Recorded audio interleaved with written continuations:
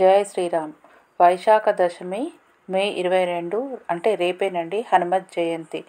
అంతకుముందు జరుపుకున్నది విజయోత్సవం. అసలు ఈ హనుమత్ జయంతి ఎలా వచ్చింది అంటే హనుమంతుని తల్లి అయిన అంజనీదేవి అప్సరస అన్నమాట. ఆమెకు బృహస్పతి శాపం వల్ల భూలోకంలో జన్మించి వానర జాతి అయిన కేసరిని వివాహం ఆడుతుంది. సంతానం లేక బాధపడుతుంటే విష్ణుమూర్తిని ప్రార్థించగా ఆకాశగంగలో స్నానం చేసి తిరుమల కొండపై తపస్సు చేసుకో, నీకు మంచి పుత్రుడు లభిస్తాడని విష్ణుమూర్తి చెప్తాడు. ఆ విధంగా ఆకాశగంగలో రోజు స్నానం చేసి కొండపైన ఇలా తపస్సు చేసుకుంటూ ఉంటుంది. అయితే ఒకరోజు వాయుదేవుడు వచ్చి ఆమె ముందు ప్రత్యక్షమవుతాడు. భయంతో శ్రీనివాస అని పిలవగా శ్రీనివాసుడు భయపడకు, నీకు వాయుదేవుని కరుణతో నీకు సంతానం కలుగుతుంది. ఈశ్వర అంశ నీ గర్భాన జన్మిస్తాడు. ఆంజనేయుడుగా వస్తాడు అని వరమిస్తాడు. ఆ విధంగా ఆంజనేయుడు పుడతాడనమాట.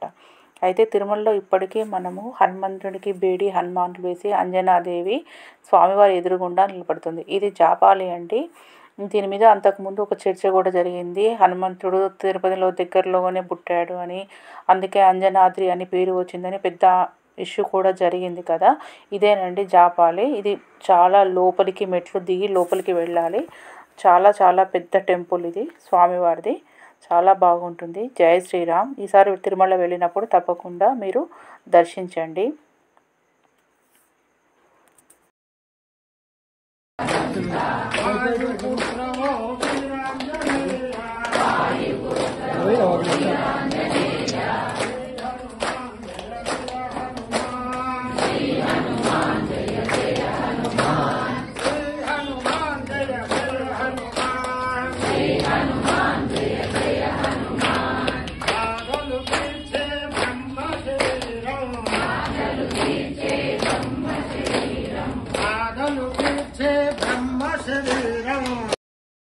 ఈ హనుమత్ జయంతికి కూడా చాలామంది మాలలు ధరిస్తారు. కొండగట్టు వివిధ దేవాలయాల్లో ప్రత్యేక పూజలు చేసి భజనతో భక్తులు తన్మయంతో ఊగిపోతారు. తిరుమలలో ఇప్పుడు కూడా బ్రహ్మోత్సవాలు మిగతా సమయాల్లో హనుమత్ వాహనం ఉంటుందండి.